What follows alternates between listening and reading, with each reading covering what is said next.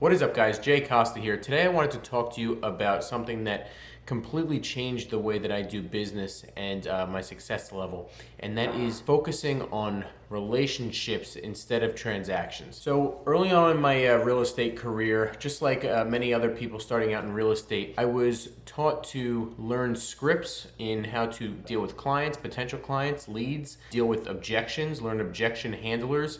A lot of this I just didn't really feel comfortable doing. I learned some of these scripts, but as time went on, I stopped focusing on just the next commission check and instead focused on building a relationship with that person. My business exponentially grew from there. In my view, real estate is a long-term game. It's a long game. What you do now, you don't see the results of for a long time. Now, some brokers and some agents will tell you what you do now, you'll see the results of in like 60 to 90 days. No way. If you do something now, today, you won't see the results of that for a year, 2 years, sometimes even more than that. But to me, that's okay. I play the long game in real estate. I'm planning on doing it for a long time, so I don't need the next commission check next week. I would rather get 5 of those in a year. And the way I do that is I focus on the relationship instead of the transaction. Now, what do I mean when I say focus on relationship instead of the transaction? Well, when you're first starting out, it's very easy to get caught up in focusing on just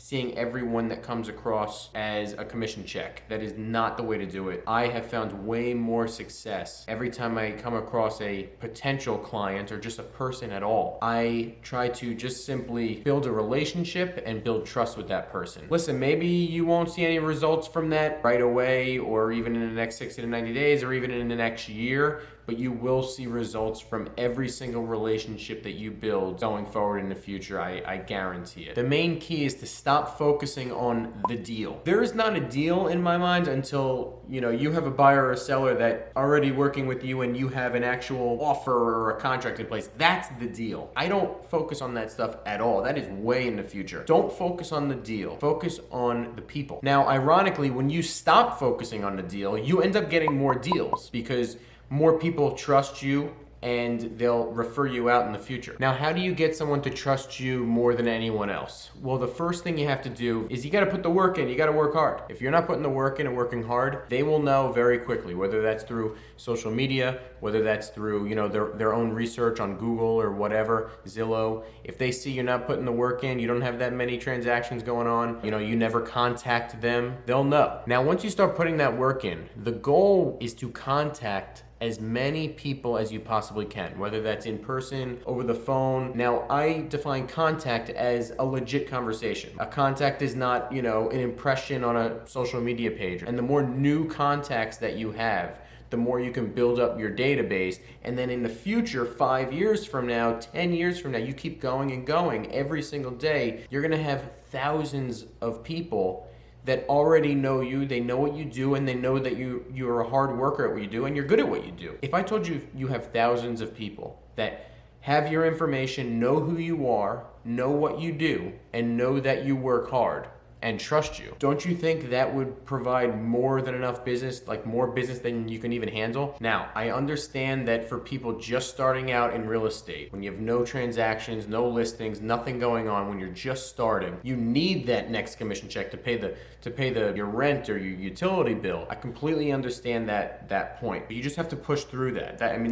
That's a learning experience that everyone that works with, self-employed at all needs to go through and learn and kind of experience that. You will get through it. And once you get through it, once you realize and once you get to a point financially where, hey, I don't need this check to pay bills this week, it makes it much easier to start focusing on the long game. And once you start focusing on the long game in building relationships and trust with people instead of just focusing on the deal, like I said, and focusing on just simply transactions, you're gonna see your business explode. But the key is to put the work in and to focus just every single day on doing something that will help you improve and build that database and build those connections with people. The more people you contact with, the more people that know you, the more business you're gonna have in the future, as long as A, you put the work in, and B, you show to these people that you actually care and you're not just chasing a commission check. And I think a big reason why a lot of agents don't end up building trust with as many people as they should is because they're focused on that old school high pressure sales tactic mentality. In this day and age, if they feel pressured into something, they go elsewhere. I think they go the opposite direction. But that's why I think that building trust and building relationships with people is much more important than just simply trying to get that next signature on the dotted line. So the idea is to just grow every day, put the work in, build your brand, trust the process, trust the work that you're putting in, grow your database, get to the point where you have thousands of people in that database that know you and know what you do and they know you work hard. And once you're at that point, they're gonna start coming to you. That's my end goal personally, but I don't focus on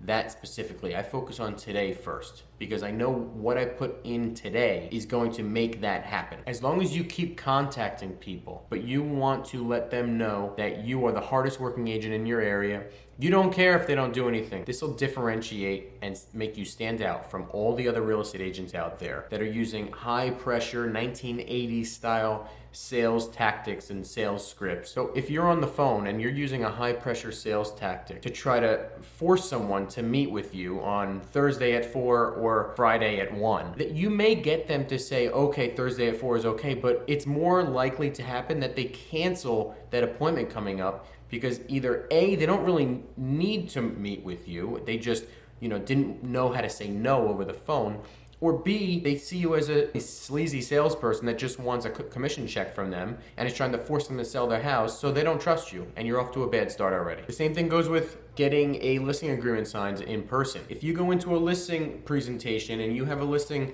agreement ready to go right in front of them and you play those stupid high pressure games, they're gonna go a different direction. They don't wanna deal with that stuff anymore. They want someone that they know and that they can trust. And you need to build that trust. All right, guys, let me know what you think about this in the comment section below. Do you still use those old school sales tactics? Do you think that they still work or are they outdated? Let me know in the comment section below. Also, give me a like and a subscribe. I appreciate it. Until next time.